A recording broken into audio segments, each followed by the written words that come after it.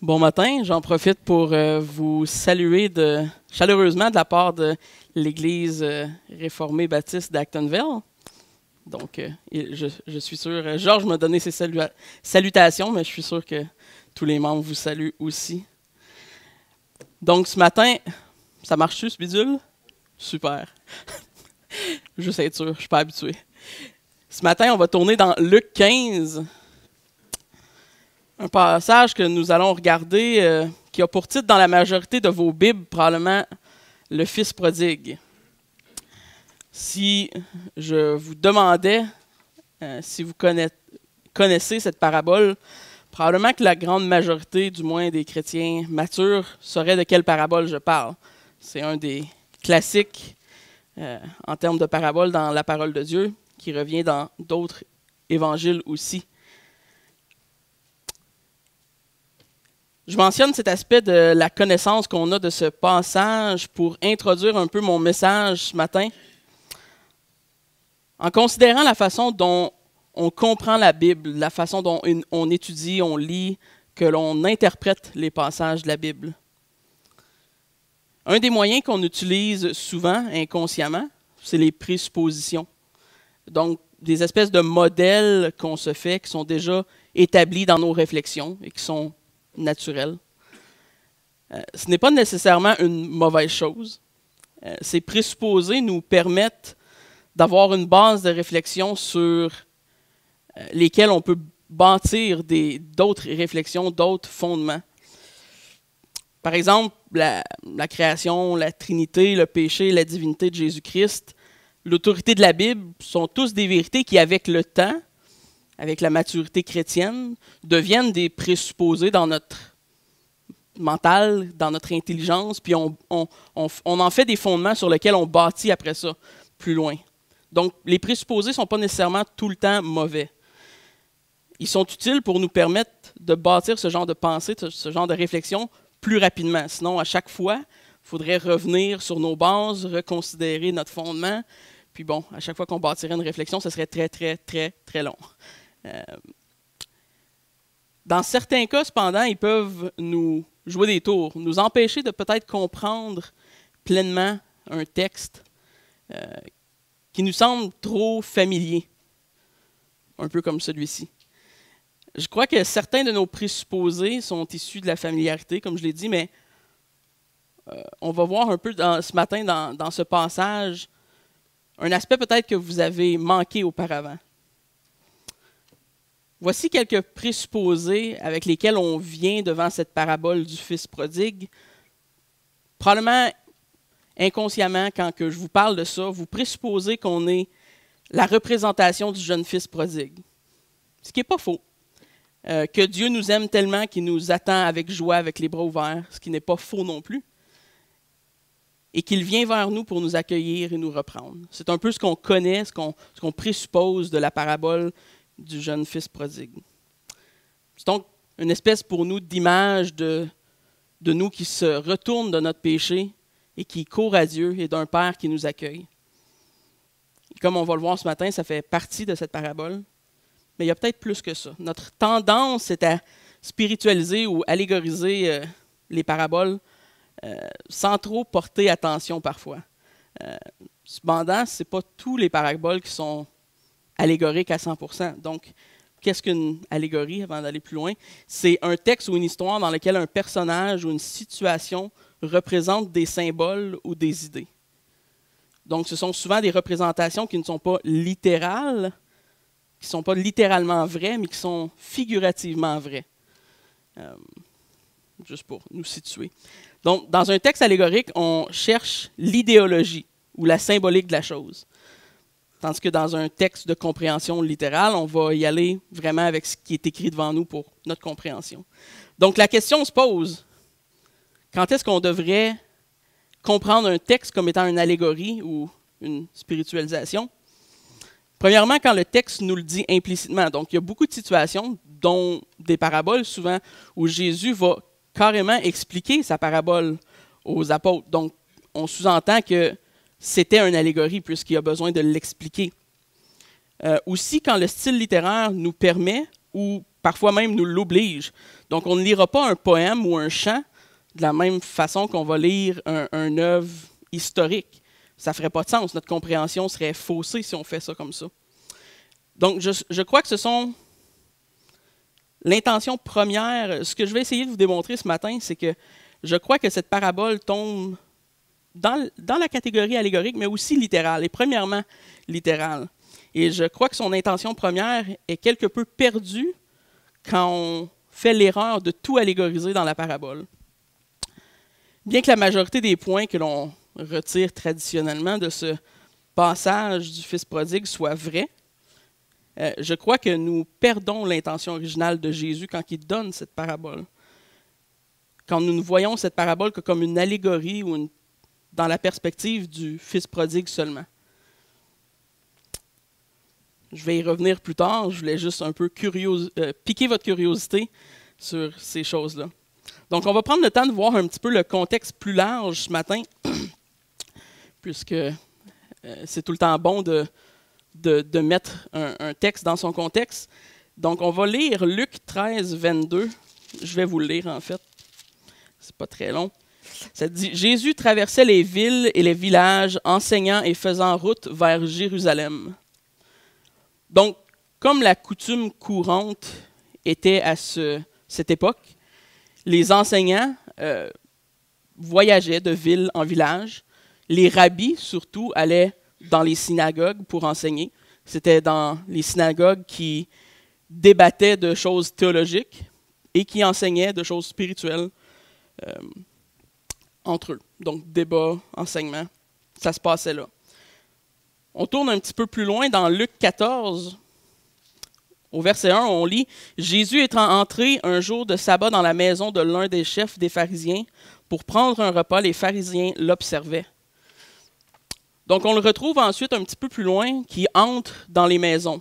Donc, enseigne de ville en village. Maintenant, il est rendu qu'il entre dans les maisons, qui nous dit être la maison d'un pharisien important, un des chefs religieux du peuple à l'époque. Donc, l'enseigne de ville en village, dans les synagogues, s'arrête dans les maisons. Au verset 25, le récit se développe encore. On lit « De grandes foules faisaient route avec Jésus. » Donc, Jésus continue d'enseigner et nous voyons que des foules commencent à se former autour de lui maintenant. De plus en plus de gens du peuple veulent l'écouter. Il enseigne donc à la fois les pharisiens et les gens du peuple ordinaire. Et c'est ainsi dans ce contexte-là qu'on arrive au chapitre 15 dans Luc.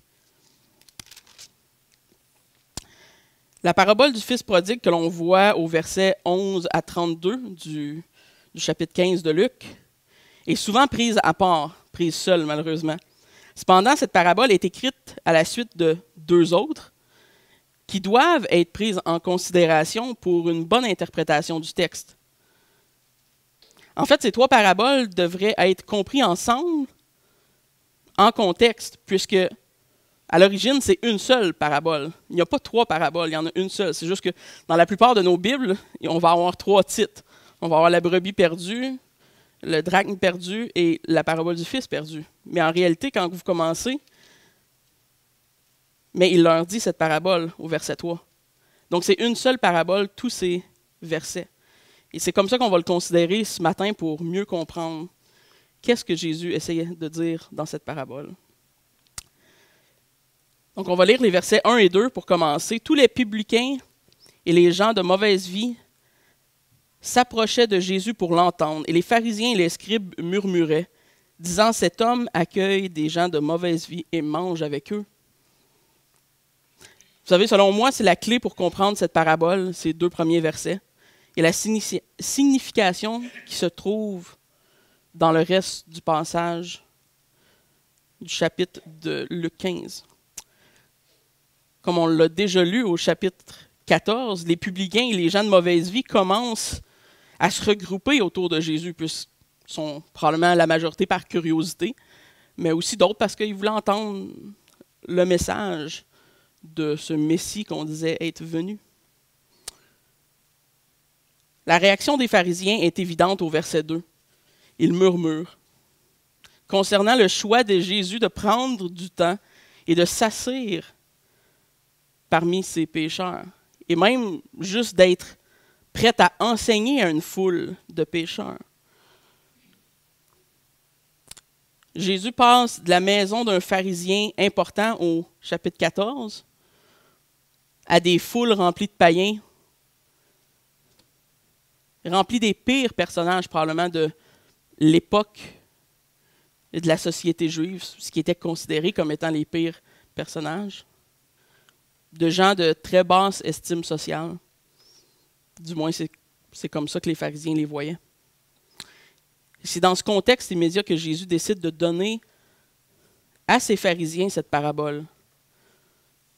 Et remarquez que la parabole est donnée pour la compréhension des pharisiens, qui étaient indignés par ce que Jésus faisait et ce qui venait d'être accompli, ou parmi qui il acceptait d'être. Et c'est là qu'on rentre dans les paraboles. Au verset 3 à 7, on lit « Mais il leur dit cette parabole, lequel d'entre vous, s'il a 100 brebis et qu'il en perde une, ne laisse les 99 autres dans le désert pour aller à la recherche de celle qui est perdue, jusqu'à ce qu'il la trouve. Lorsqu'il la trouve, il la met avec joie sur ses épaules, et de retour à la maison, il appelle ses amis et ses voisins. Il leur dit, « Réjouissez-vous avec moi, car j'ai trouvé ma brebis qui était perdue. De même, je vous le dis, il y aura plus de joie dans le ciel pour un seul pécheur qui se repent que pour 99 justes qui n'ont pas besoin de repentance. » Ça semble logique. On perd une brebis, on laisse les 99 autres qui sont déjà en sécurité pour aller récupérer notre brebis. Ça fait du sens. Une brebis sur 100, donc ce qui représente 1% de la richesse de cet homme, de sa bergerie du moins. Donc pour 1% de ces brebis, le berger fait l'effort nécessaire pour retrouver celle qui est égarée. Et qu'est-ce qu'il fait? Et ça va revenir tout le temps. Il se réjouit. Il fait la fête pour célébrer la brebis retrouvée. Remarquez les mots utilisés. La parole nous parle de fête, de joie, de réjouissance. Il appelle ses voisins. Probablement que ce n'était pas un téléphone.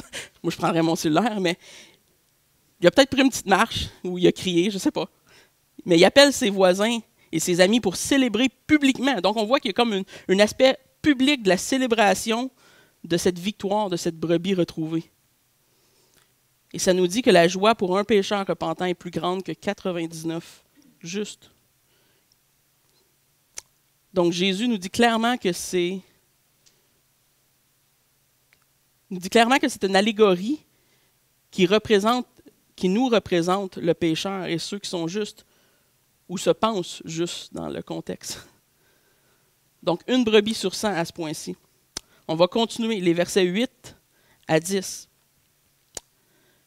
Ou quelle femme, si elle a 10 drachmes, et remarquez que ça ne dit pas, voici la deuxième parabole que Jésus donne. On voit que c'est la continuité. Ou quelle femme, si elle a 10 drachmes, et n'en perd une, n'allume pas une lampe, ne balaie pas la maison, ne cherche avec soin jusqu'à ce qu'elle la trouve. Lorsqu'elle l'a trouvée, elle appelle ses amis et ses voisins et dit « Réjouissez-vous avec moi, car j'ai trouvé la drachme que j'avais perdue. » De même, je vous le dis, il y a plus de joie devant les anges de Dieu pour un seul pécheur qui se repent. Donc le même modèle se répète encore, avec un autre exemple. Elle perd un drachme, qui était une pièce de monnaie à l'époque, sur 10. Donc on peut facilement s'imaginer que probablement si elle avait 10 pièces d'argent, c'était sa fortune. Elle en perd une sur 10, qui est 10% de sa richesse. Donc on passe de 1% à 10% maintenant. Et elle tourne sa maison à l'envers. Probablement que je fais la même chose si je perdrais 10%. Ceux qui connaissent un peu la finance, 10%, c'est énorme. Donc, encore une fois, ça semble normal. Si on perd 10% de notre richesse, qu'on la retrouve, on célèbre. On est dans la réjouissance. On est heureux. Donc, on commence par une brebis. Après ça, une pièce sur 10. Et c'est ici que s'enchaîne la fameuse parabole des versets 11 à 32 qui va suivre, sur le Fils prodigue. On va lire de versets 11 à 16.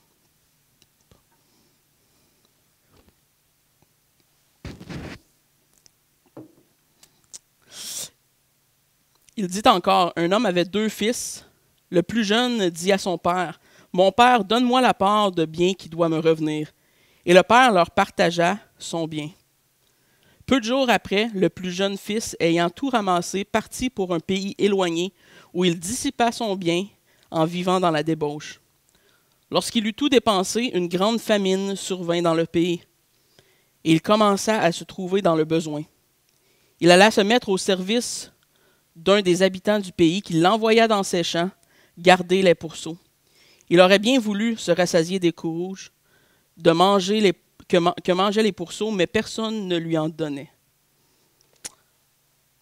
Donc le père a 2 fils, ce qui représente maintenant 50% de ce qui est important pour lui. Et évidemment, on peut imaginer qu'un fils, à la base, est de toute façon beaucoup plus important qu'une brebis ou qu'une pièce d'argent. Donc 50%, mais un 50% qui est extrêmement important pour le père. Vous savez, Jésus aurait pu terminer sa parabole à ce point-ci. Il aurait pu la terminer très rapidement. Le fils part, revient, le père est heureux de le revoir, ça se termine là. On aurait compris le sens de la parabole. Mais cependant, Jésus a quelque chose de plus à dire aux pharisiens qui l'écoutent. Son point n'est pas encore fait à ce point-ci. Il s'assure de décrire le fils prodigue comme la pire espèce de pécheur possible de trouver en Israël à ce moment-là. Le jeune fils est ingrat. Il dit implicitement à son père, pas explicitement, mais il dit implicitement à son père que sa mort lui est complètement égale. Il dit, donne-moi mon héritage, que tu sois vivant ou mort, j'ai plus vraiment de considération pour toi. C'est ingrat au plus haut point. Il ne veut même pas attendre la mort physique de son père pour recevoir son héritage. C'est un manque de respect, un manque d'amour flagrant de sa part. Je vous ferai remarquer aussi que les 2 fils reçoivent leur héritage à ce moment-là. Quand le père leur donne, il donne aux 2, l'aîné et le fils prodigue. Donc, le récit continue, le fils part, le jeune fils prodigue part dans un pays éloigné. Probablement qu'on peut sous-entendre que le pays éloigné est souvent une référence à hors d'Israël, tout simplement. Donc, probablement qu'il est parti hors d'Israël, hors de sa famille, hors de son Dieu, de son peuple. Il voulait vraiment, un peu comme un enfant qui fugue de nos jours, il voulait quitter, il voulait partir, il ne voulait plus de lien attaché à ce qu'il avait vécu ou ce qu'il considérait sa famille. Donc le fils part dans un pays éloigné, loin de son peuple, avec des païens, avec les gentils. Il se sépare de tout ce qui le lie à son père, sa famille ou son peuple, ou même Dieu. Et on voit en plus qu'il dépense son héritage dans la débauche, pour mettre un peu d'insulte à l'injure. Une débauche si renommée que même son frère, un peu plus loin quand on va le lire, semble reconnaître quand il revient cette débauche. Donc son frère connaissait la débauche que son jeune frère avait commis. De toute évidence, sa réputation était complètement souillée. Et là, on voit une famine. Une famine qui est souvent dans la Bible représentative du jugement de Dieu. On a juste à penser à Exode. Lui rappeler son grand besoin. Donc, c'est dans la famine que Dieu lui rappelle qu'il n'est pas si fort ou si courageux qu'il pensait peut-être l'être. Une figure, certes, au minimum, c'est une figure du jugement de Dieu à son égard et de ses actions qui étaient indignes et du fait qu'il était complètement souillé et loin de son peuple, de son Dieu. Et donc la parole nous dit qu'il devient si désespéré qu'il gardait des pourceaux. Si vous savez quelque chose du peuple juif, vous savez que le porc et les Juifs, ça ne marche pas beaucoup bien ensemble. Donc, un travail qui était interdit aux Juifs, il est obligé de le faire à cause qu'il manque de ressources, à cause qu'il a faim, à cause qu'il doit survivre. Et c'est par cette famine, par cette faim, par ces besoins essentiels que Dieu va le chercher dans sa misère.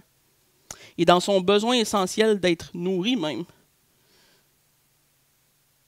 il doit désobéir à la loi de Dieu pour survivre. Et ça nous démontre la grande détresse de son âme à ce point-ci. On va continuer dans les versets 17 à 19. Étant rentré en lui-même, il dit « Combien d'ouvriers chez mon père ont du pain en abondance, et moi, ici, je meurs de faim. Je me lève, j'irai vers mon père, je lui dirai, mon père, j'ai péché contre le ciel et contre toi. Je ne suis plus digne d'être appelé ton fils. Traite-moi comme l'un de tes ouvriers. » On voit qu'il y a alors une prise de conscience du jeune fils. Et dans cette famine, dans cette misère, dans ce désespoir, il réalise que même les esclaves de son père sont mieux que lui. Ils mangent mieux que lui, sont probablement mieux vêtus que lui à ce point-ci, sont probablement mieux traités, ils sont probablement mieux aimés aussi, et encore plus en sécurité, etc. Les versets 18 et 19, bien qu'ils soient courts, sont une figure incroyablement puissante du salut et de la repentance du jeune fils à ce point-ci. La tristesse et la misère fut pour lui un châtiment pour son salut.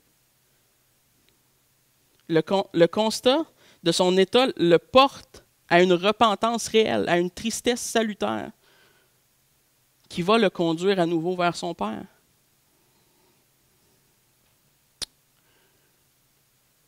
Versets 20 à 24, on continue. Il se leva et alla vers son père.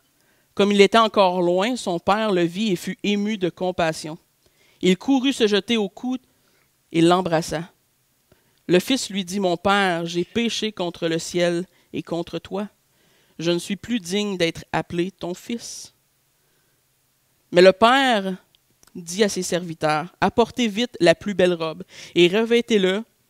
Mettez-lui un anneau au doigt et des souliers aux pieds. Amenez le veau gras et tuez-le. Mangeons et réjouissons-nous, car mon fils que voici était mort. Il est ressuscité, il est revenu à la vie. Il était perdu et il est retrouvé. Et ils commencèrent à se réjouir. » Donc nous voyons la réaction du père à la vue de son fils.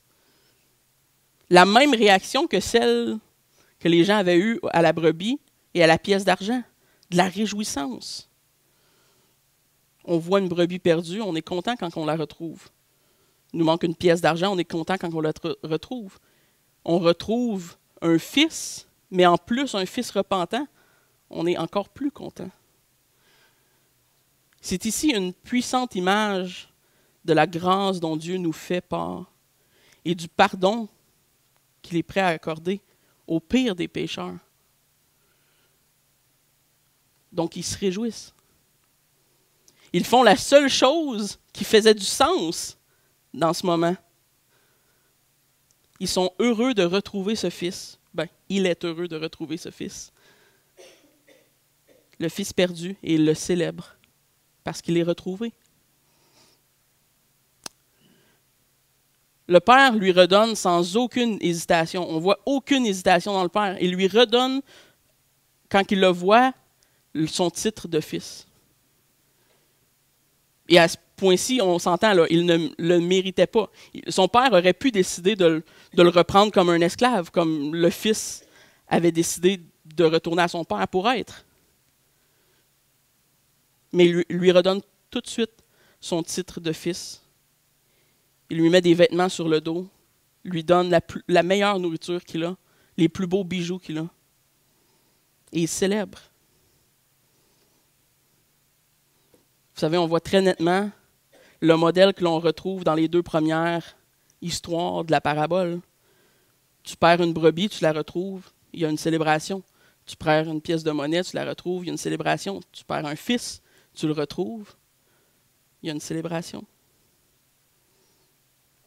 Ce père retrouve son fils qui était perdu et célèbre son retour puisque c'est la seule chose logique à faire. Jésus crée ici un dilemme pour les pharisiens. Vous savez, on s'imagine facilement que les pharisiens avaient compris l'exemple des brebis. Ils avaient probablement catché. T'en perds une, t'en as 100 autres qui sont en sécurité, il faut que tu ailles le chercher. Ils ont probablement catché la pièce d'argent aussi. Ça lui parlait. Ça leur parlait. Mais quand ils arrivent à l'exemple du fils, je ne suis pas sûr qu'ils ont compris. Parce que pour eux, c'était le pire des pécheurs. Jésus avait pris bien soin de le décrire comme quelqu'un de vraiment détestable pour le peuple d'Israël.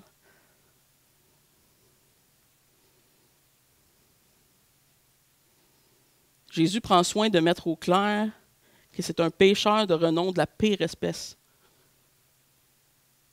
Mais le Père fait ce qu'un bon père devrait faire. Il le reçoit tout de même comme le sien. Et qui est parent ici qui ne ferait pas la même chose avec ses enfants? Et vous savez, souvent, on oublie le reste de la parabole. On arrête là. Et on interprète celle-ci comme dans la perspective unique du fils prodigue, comme étant une allégorie, dans laquelle nous sommes le fils prodigue qui revient à la maison. Et bien que cette perspective soit présente dans le texte, c'est vraiment là, c'est quelque chose qu'on peut en retirer, et qui nous révèle une grande et profonde vérité sur Dieu et sur la grâce de Dieu à notre égard. Il nous manque encore, selon moi, ce qui est l'intention initiale de Jésus. Rappelez-vous, depuis le verset 1 et 2, Jésus dirige sa parabole vers les pharisiens. Donc l'intention du texte principal n'est pas d'être interprétée dans la perspective du fils prodigue, même si elle est vraie, on peut en retirer beaucoup de choses. Ce n'est pas l'intention principale. Quand Jésus communique cette parabole à son auditoire, qui est, entre autres, les pharisiens, qui murmurent, il ne leur dit pas qu'ils sont le fils prodigue dans le contexte. Le message de Jésus, c'est « Vous êtes le fils aîné ». Pourquoi? Verset 1. Tous les républicains et les gens de mauvaise vie s'approchaient de Jésus pour l'entendre.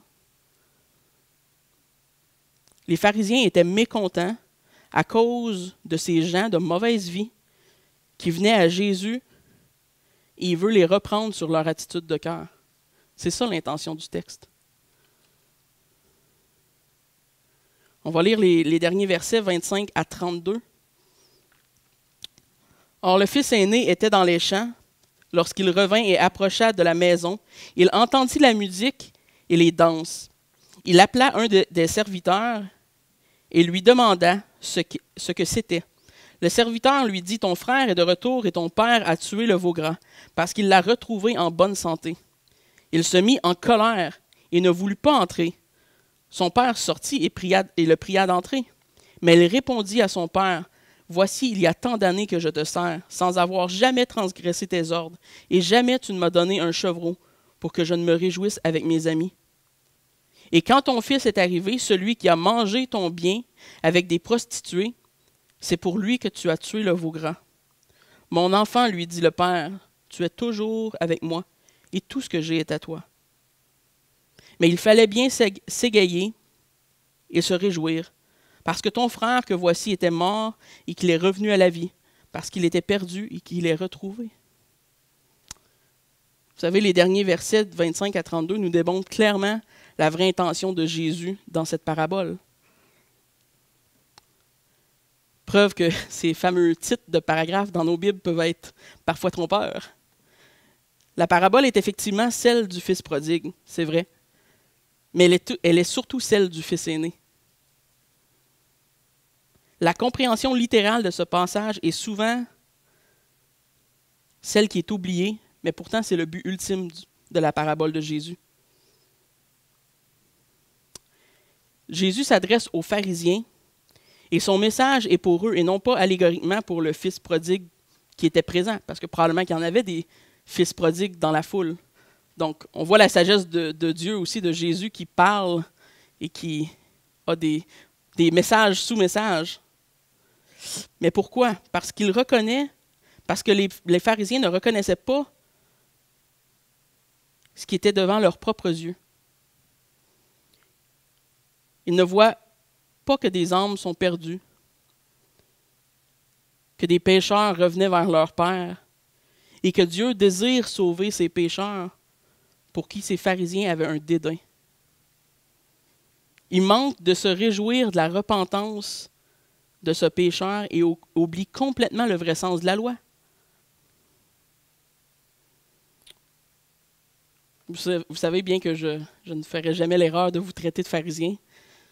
Ce ne serait pas correct. En chacun de nous, je pense, réside quand même le potentiel d'avoir la même attitude que ce fils aîné. En ce sens, l'avertissement que Jésus fait aux pharisiens est aussi pour nous ce matin.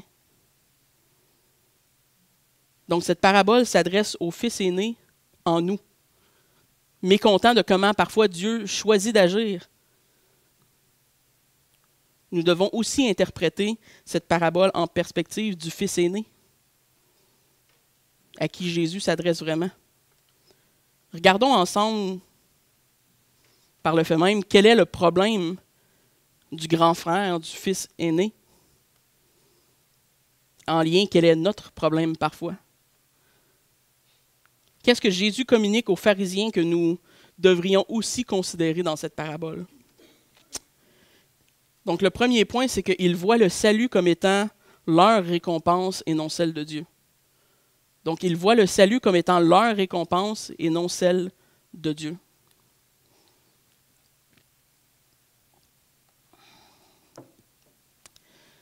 Le fils aîné est offensé parce qu'il croit avoir droit au veau gras plus que son propre frère. Il est jaloux probablement de l'amour que son père porte pour son jeune frère. Les pharisiens, en leur cœur, ont le sentiment que Dieu leur doit quelque chose de plus à eux qu'aux pécheurs qui se regroupent alentour de Jésus à ce moment-là. Vous savez, Jésus est même généreux à leur égard. Il leur laisse même penser qu'ils ont été fidèles jusqu'à ce point-là. Parce que dans la parabole, le fils aîné dit « Je t'ai tout le temps obéi, j'ai fait tout ce que tu voulais. » Et Jésus, le Père, la figure de Dieu, ne le reprend même pas sur ça. Il dit « OK, tu veux penser que tu m'as obéi jusqu'à maintenant. C'est correct, je vais te le concéder. » Mais même face à ça,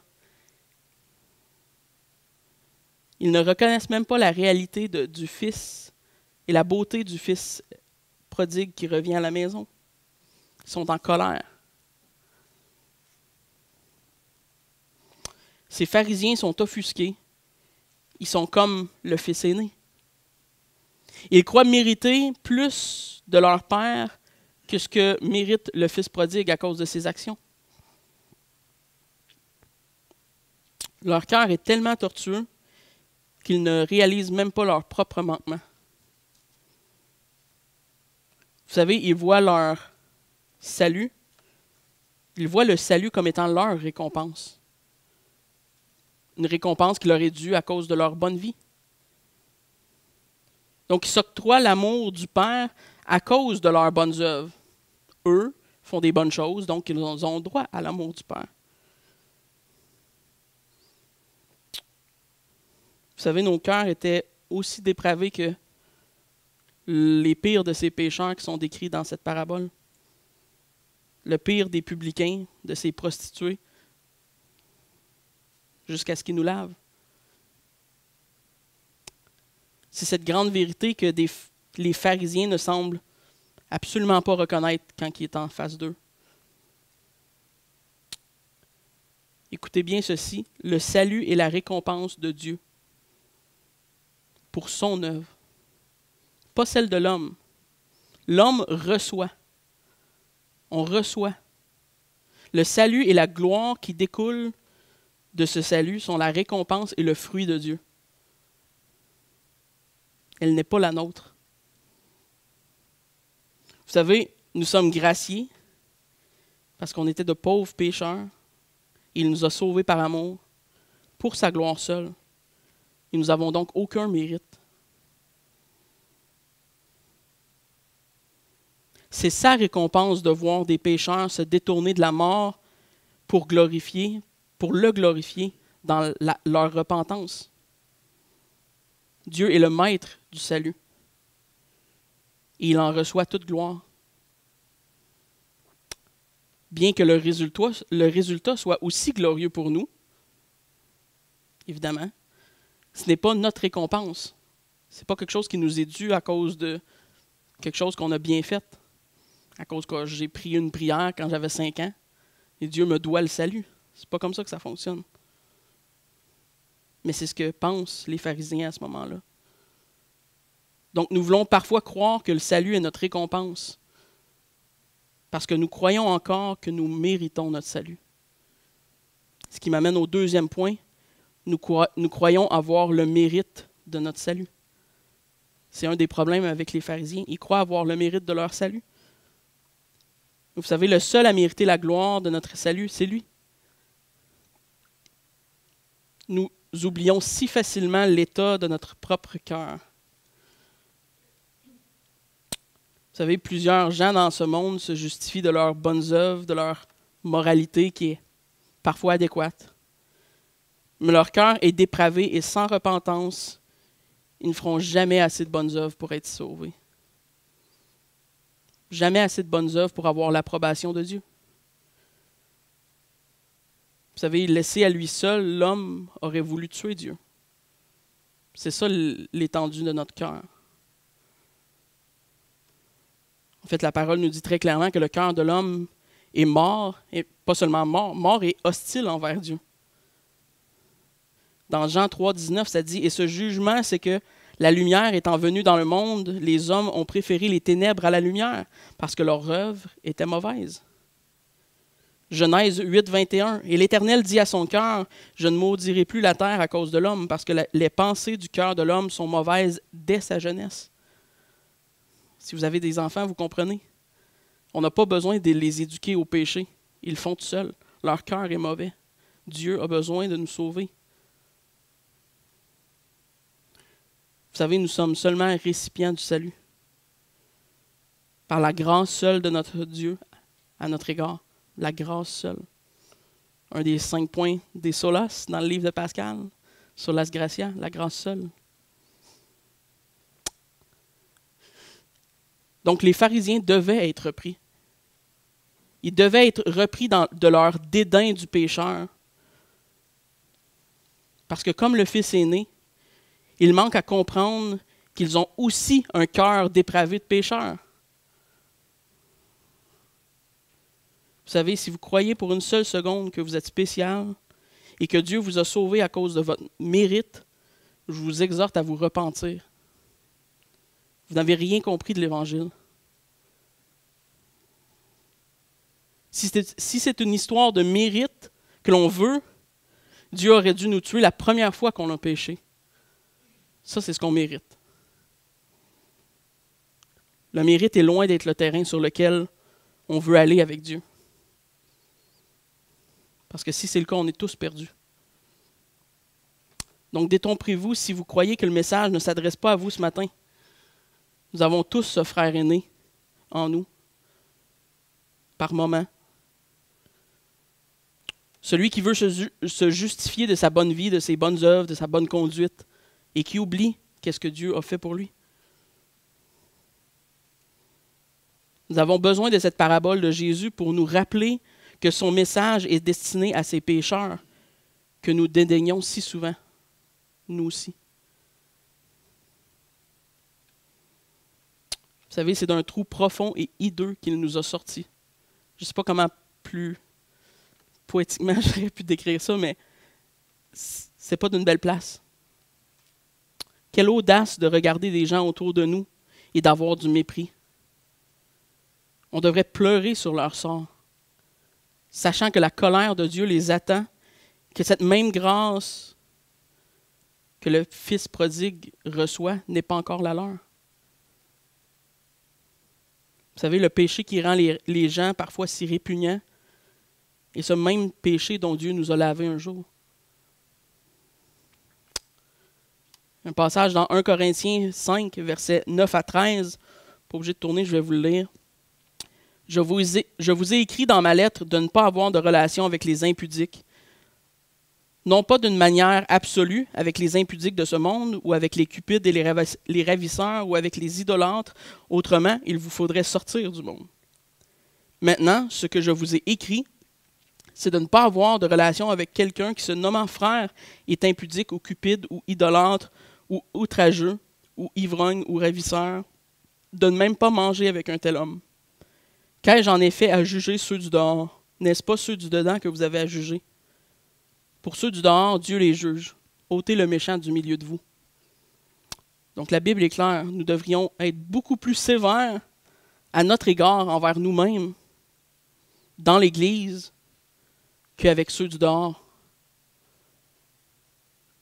Ce sont eux que Dieu veut sauver. Pas nous.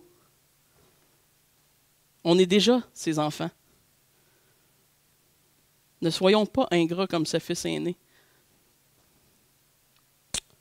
Ayons un cœur rempli de compassion pour les perdus, comme celui de Christ à ce moment-là quand il a donné cette parabole-là aux pharisiens. Comme Christ qui s'assit dans la présence des pécheurs, qui mange avec eux, qui n'a pas le dédain de leurs péchés. Vous savez pourquoi? Parce qu'il veut les sauver de ce péché-là. Et c'est l'attitude qu'on devrait avoir là, avec les gens du monde.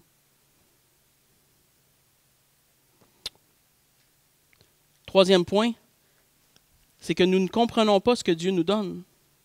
Nous ne comprenons pas ce que Dieu nous donne. Donc, lié avec les deux premiers points, évidemment, de comprendre la grâce comme étant absolument imméritée change notre perspective. Ça change notre adoration, ça change notre vision du monde. Luc 15, 31, « Mon enfant, lui dit le Père, tu es toujours avec moi, et tout ce que j'ai est à toi. » Il leur dit, vous faites déjà partie de mon peuple. Et là, il y a une connotation à deux sens. Premièrement, dans la parabole, le Père avait déjà donné l'héritage. Donc, très littéralement, la moitié de ce que le Père avait était à lui, était vraiment à lui. Et en plus, c'est figuratif du peuple d'Israël, qui était déjà le peuple de Dieu. Il dit, pourquoi vous êtes mécontents que je partage ma grâce à des païens? Je vous ai déjà tout donné. Les pharisiens ne comprenaient pas qu'Israël était déjà gracié d'avoir Dieu comme Père depuis beaucoup plus longtemps que les païens de toute façon. Le fils aîné, chaque jour, eut accès au bien de son Père, à l'amour de son Père. Vous voyez l'ironie que Jésus démontre à ces pharisiens à ce moment-là. Parfois, nous sommes aussi comme ces pharisiens. Nous voyons le méchant, le pécheur qui prospère, et au lieu de pleurer sur son sort, on envie ses biens, on envie sa situation, ou on le repousse loin de nous comme si c'était la gale. Vous savez, alors qu'on est dans un monde où on voit beaucoup de persécutions de la part de d'autres religions, dans notre propre culture, par le libéralisme, parfois on est choqué, c'est ça notre réaction, ou on est en colère. Mais franchement, on devrait avoir pitié de ces gens. Dieu nous permet de vivre, nous donne la vie spirituelle, nous délivre du péché, nous garde dans sa protection, nous soutient toute notre vie, nous promet un héritage céleste, nous promet qu'on sera dans la joie dans l'éternité. Et nous trouvons parfois le moyen d'envier des pécheurs. Pourquoi Dieu lui accorde plus d'enfants? Moi, je ne peux pas en avoir. Pourquoi est-ce que lui est né riche? Moi, il faut que je travaille fort de mes mains. Pourquoi Dieu? Pourquoi si? Vous savez, la réponse est toujours la même. Parce que tu ne mérites rien et que je t'ai tout donné. Vous savez, vous n'êtes pas pauvre, vous pensez l'être. On peut lire le psaume 73.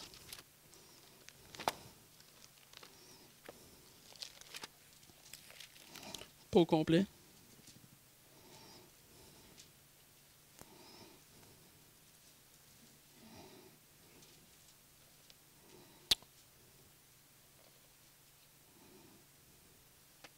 Oui, Dieu est bon pour Israël, pour ceux qui ont le cœur pur. Toutefois, mon pied allait fléchir, mes pas étaient sur le point de glisser, car je portais envie aux insensés. En voyant le bonheur des méchants, rien ne les tourmente jusqu'à leur mort, et leur corps est chargé d'embonpoint. Ils n'ont aucune part aux souffrances humaines. Ils ne sont point frappés dans le reste comme le reste des hommes, etc. Je vous laisse lire le reste, mais on voit que Asaph revient après ça à ses sens et se dit: mais pourquoi je désire toutes ces choses du méchant? Vraiment un beau passage qui nous démontre cette envie du monde parfois, des fois, que l'on a. Mais je vous demande ce matin, de qu'est-ce que vous croyez manquer? Qu'est-ce que Dieu n'a pas déjà donné à ses enfants? Vous savez, les souffrances terrestres sont réelles, mais ils sont que temporaires. Le quatrième et dernier point, c'est que nous ne sommes pas satisfaits de Dieu seul. Nous ne sommes pas satisfaits de Dieu seul. Donc, une des raisons que le christianisme moderne est aussi faible, souvent, c'est que souvent Dieu n'est pas assez pour les chrétiens. On voudrait avoir les biens des autres, on voudrait avoir la paix de d'autres pays ou de d'autres gens. On voudrait vivre comme le monde, comme en étant chrétien. On voudrait être populaire comme eux. On voudrait avoir de bonnes réputations. On voudrait ne jamais froisser les gens. Et vous savez, le christianisme a un prix. Et de témoigner Christ dans nos vies a un prix, au sens très réel. Si Dieu n'est pas assez pour vous, vous allez passer votre vie, comme plusieurs parmi l'Église au sens large, à rechercher les choses du monde. Vous passerez à côté de la simplicité du salut et de la joie de vivre en Christ, gracié et pardonné. Si vous pensez être satisfait par des choses de ce monde, que ce soit une promotion, la beauté, la jeunesse, vous allez être déçu toute votre vie.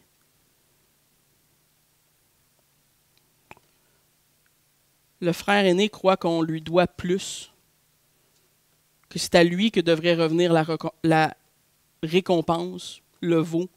Mais vous savez, il a tort. Parce qu'il ne comprenait pas ce que Dieu lui donnait. Il ne comprenait pas ce que son père lui donnait déjà. L'aîné aurait dû pleurer avec son frère pour les années qu'il a perdues loin de leur père et des années que lui a pu en bénéficier. Mais au lieu, il est jaloux de l'amour de son père. Comme si son père ne lui avait pas témoigné cette même amour tout ce temps-là. En conclusion, ce matin, vous savez, la puissance de notre témoignage, un peu comme Paul le dit, ne réside pas dans de bons discours, de bonnes prédications. C'est le fun d'avoir des bonnes prédications. Mais la puissance de notre témoignage est dans notre obéissance à Dieu et dans notre amour pour les pécheurs. Cette même amour qui pousse à Christ à avoir de la compassion pour ces gens-là. Vous savez, est-ce qu'un pauvre pourrait rentrer dans votre assemblée ce matin et être vêtu? Est-ce qu'on lui donnerait du linge, notre linge peut-être? Est-ce qu'on lui témoignerait de la bonté de Dieu et du jugement à venir? Est-ce qu'on lui parlerait des vraies choses? Est-ce que nous sommes capables de passer outre la laideur du péché, sachant qu'on était autrefois pareil, répugnant, pécheur? Et je ne parle pas ici de diminuer l'importance du péché dans le monde. Le péché est très clairement grave aux yeux de Dieu. Mais bien d'annoncer l'Évangile malgré la laideur du péché. Malgré que parfois on serait peut-être porté à repousser les gens à la place de leur parler de ce que Dieu veut faire pour eux. Je voudrais vous dire ce matin, soyez comme le Maître, zélés pour le salut de tout homme. Vous savez, les gens de ce monde meurent éternellement. Ils ont besoin d'entendre ce message. Dieu désire que les chrétiens leur annoncent la repentance et leur montrent ce que Dieu fait dans une vie lavée du péché par notre témoignage. Malgré la maladie, malgré la pauvreté, malgré la persécution, êtes-vous prête à combattre le bon combat? Et quand on dit combattre le bon combat, c'est ça. Parce que comme je l'ai dit auparavant, il y a un prix à avoir un témoignage comme chrétien. Cette parabole parle à ceux dont le cœur est égoïste parfois. Et vous savez, moi le premier, je dois m'identifier à ça. Parfois, nous devons reconnaître que c'est notre cas. Notre cœur oublie parfois de célébrer le salut des pécheurs et de pleurer leur état spirituel. N'oublions pas que Dieu est notre Père et que nous devons nous réjouir de son œuvre, de sa récompense, de sa gloire et de sa victoire sur la mort et le salut des pécheurs. Ça devrait être au milieu de la pensée des croyants qui comprennent vraiment d'où le Seigneur les a sortis. Vous savez, nous sommes le produit de sa grâce et de son œuvre. Je prie que ce matin, si vous reconnaissez ce frère aîné, ou parfois vous avez ce frère aîné un petit peu qui refait surface, que Dieu vous accorde de le voir et de changer cet aspect par la grâce de Dieu, par la force de Dieu, dans la prière, pour vous rendre participant à la gloire de Dieu, dans l'évangélisation, dans le salut des païens. C'est quelque chose de grand de pouvoir librement annoncer la repentance et le salut d'un grand Dieu. Et parfois on est retenu par cette même colère que les pharisiens, ou parfois on est retenu à cause du prix que ça va nous coûter. Peu importe la raison pour vous. Parce que Dieu reprend même le plus vil des pécheurs, dont nous faisions partie avant qu'il nous sauve. Et la perspective du Fils aîné nous démontre ça. Je vais finir par la prière. Merci pour ta parole, Seigneur, ce matin. Merci parce que tu es un Dieu tellement patient et bon envers nous. Nous voulons te remercier que tu ouvres, Seigneur, les écluses du ciel pour nous bénir dans ton salut.